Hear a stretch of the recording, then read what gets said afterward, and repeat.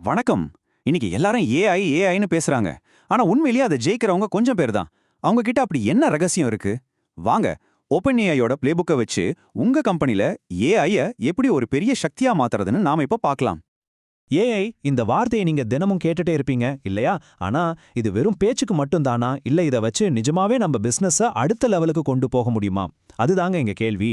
அந்த வெறும் வார்த்தையை ஒரு பவர்ஃபுல் பிசினஸ் கருவியா மாத்துறது எப்படின்னு தான் நாம இப்ப பார்க்க போறோம்.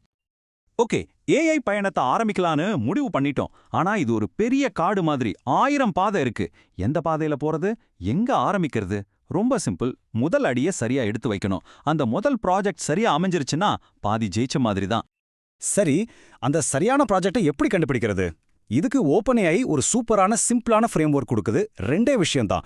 ஒன்று, அது பெரிய தாக்கத்தை ஏற்படுத்தணும். ரெண்டாவது, அதை செய்யறது சுலபமா இருக்கணும். இந்த ரெண்டும் சேர்ற இடம் தான் நம்மளோட ஸ்வீட் ஸ்பாட். இந்த இடத்துல ஒரு சின்ன வெற்றியை பிடிச்சிட்டிங்கன்னா போதும், கம்பெனி முழுக்க ஒரு பாசிட்டிவ் வைப் கிரியேட் ஆயிடும்.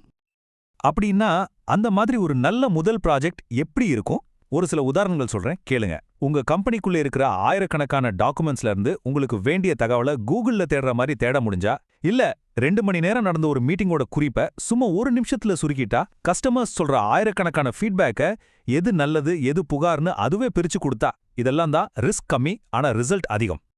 சரி, சூப்பரான ஒரு ஐடியா கிடைச்சிருச்சு. ஆனா ஐடியா மட்டும் போதுமா? கண்டிப்பா இல்ல. அதை செஞ்சு முடிக்கிறதுக்கு ஒரு திறமையான டீம் வேணும் இல்லையா? அந்த வெற்றிக்கான டீமை எப்படி கட்டமைக்கிறதுன்னு வாங்க இப்ப பார்க்கலாம். இதுக்கு பேரு சென்ட்ரலைஸ்ட் எனேபிள்மெண்ட் டீம்னு சொல்லுவாங்க. இது என்னன்னா, ஒரு ஊரோட சீஃப் ஆர்கிடெக்ட் மாதிரி இவங்கள நினைச்சுக்கோங்க. அவங்க ஒவ்வொரு வீட்டையும் கட்ட மாட்டாங்க. ஆனா ஊர்ல இருக்கிற மத்தவங்க ஒரு நல்ல பாதுகாப்பான வீடு கட்டுறதுக்கு தேவையான எல்லா உதவியையும், கருவிகளையும், வரைபடத்தையும் கொடுப்பாங்க. அதே போல தான் இந்த டீம்ல இருக்கிற ஏஐ எக்ஸ்பர்ட்ஸ் கம்பெனில இருக்கிற மத்த டீம்ஸ் ஏஐயை சரியா பயன்படுத்துறதுக்கு வழிகாட்டுவாங்க. அப்போ இந்த சென்ட்ரல் டீமோட வேலை தான் என்ன? அவங்க 4 முக்கியமான விஷயங்களை செய்வாங்க. 1, மத்த டீம்ஸ்க்கு கன்சல்டன்ட் மாதிரி இருந்து ஹெல்ப் பண்ணுவாங்க. 2, செக்யூரிட்டி, குவாலிட்டின்னு எல்லாத்துக்கும் ஒரு ஸ்டாண்டர்ட் செட் பண்ணுவாங்க. 3, கத்துக்கிட்ட விஷயங்களை எல்லார்கிட்டயும் ஷேர் பண்ணுவாங்க.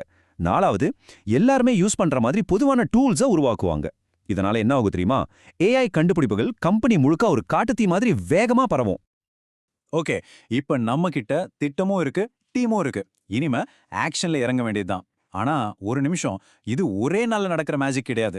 இதை நல்லா ஞாபகம் வச்சுக்கணும். இது சின்ன சின்னதா ஆரம்பிச்சு டெஸ்ட் பண்ணி மெதுவா ஒரு பெரிய தாக்கத்தை உருவாக்குற ஒரு பயணம். ஓப்பன் ஏஐ வழிகாட்டி இத ரொம்ப அழகா ஒரு வரியில சொல்லுது பாருங்க. நம்ம நோக்கம் முதல் முறையே பெர்ஃபெக்ட்டா ஒரு விஷயத்த செய்யறதில்ல, அதுக்கு பதிலா எவ்வளோ சீக்கிரம் கத்துக்க முடியுமோ அவ்வளோ சீக்கிரம் கத்துக்கிறது தான். ஒரு சின்ன ப்ராஜெக்ட்ல ஆரம்பிச்சு அதிலிருந்து கத்துக்கிட்டு அதை இன்னும் பெட்டரா மாத்திக்கிட்டே போனோம். இதுதாங்க ஏஐல ஜெயிக்கிறதுக்கான தாரக மந்திரம். இந்த பயணத்தை நாம 3 ஸ்டெப்பா பிரிக்கலாம். ரொம்ப சிம்பிள். முதல் ஸ்டெப் ப்ரூஃப் ஆஃப் கான்செப்ட், அதாவது POC. இதுல நம்ம ஐடியா டெக்னிக்கலா ஒர்க் அவுட் ஆகுமான்னு ஒரு சின்னதா டெஸ்ட் பண்ணி பார்ப்போம். 2வது ஸ்டெப் பைலட். இதுல நம்ம ஐடியா பிசினஸுக்கு உண்மையிலே பிரயோஜனமா இருக்கா, யூசர்ஸுக்கு பிடிக்குதான்னு கொஞ்சம் பெரிய லெவல்ல டெஸ்ட் பண்ணுவோம். எல்லாம் ஓகேவா? அப்ப 3வது ஸ்டெப் ப்ரொடக்ஷன். இதுல தான் நம்ம தயாரிப்பை முழுசா எல்லாரோட பயன்பாட்டுக்கும் கொண்டு வந்துட்டு அது சரியா வேலை செய்தான்னு தொடர்ந்து கண்காணிப்போம். அப்பாடா, நம்ம ஏஐ இப்போ லைவ்ல இருக்கு. சூப்பர். ஆனா கதை இதோட முடியல. உண்மையை சொல்லப் போனா ரொம்ப ரொம்ப முக்கியமான ஒரு கட்டம் இனிதான் ஆரம்பமாகுது. அது என்னன்னா, நம்பிக்கையை உருவாக்குறது. டெக்னாலஜியை நாம எவ்வளவு பொறுப்பா பயன்படுத்துறோமோ அந்த அளவுக்கு தான் மக்கள் நம்ம மேல நம்பிக்கை வைப்பாங்க. பாருங்க, முன்னெல்லாம் டேட்டா திருட்டு, வைரஸ் அட்டாக்னு நமக்கு தெரிஞ்ச ஆபத்துகள் மட்டும்தான் இருந்துச்சு. ஆனா இந்த ஏஐ உலகத்துல ஆபத்துகளும் அப்டேட் ஆகியிருக்கு. ப்ராம்ப்ட் இன்ஜெக்ஷன், மாடல் திருட்டுன்னு புதுசா கிளம்பி இருக்கு.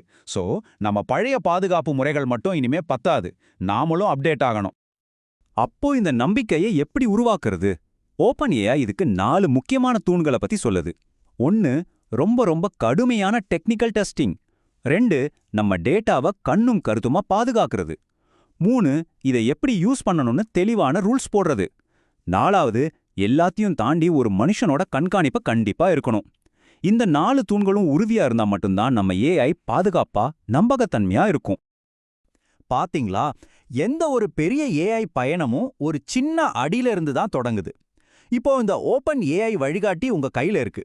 இதை வச்சு உங்க கம்பெனியோட அந்த முதல் தைரியமான அடி எதுவா இருக்க போது யோசிங்க. முதல் அடியை எடுத்து வைங்க.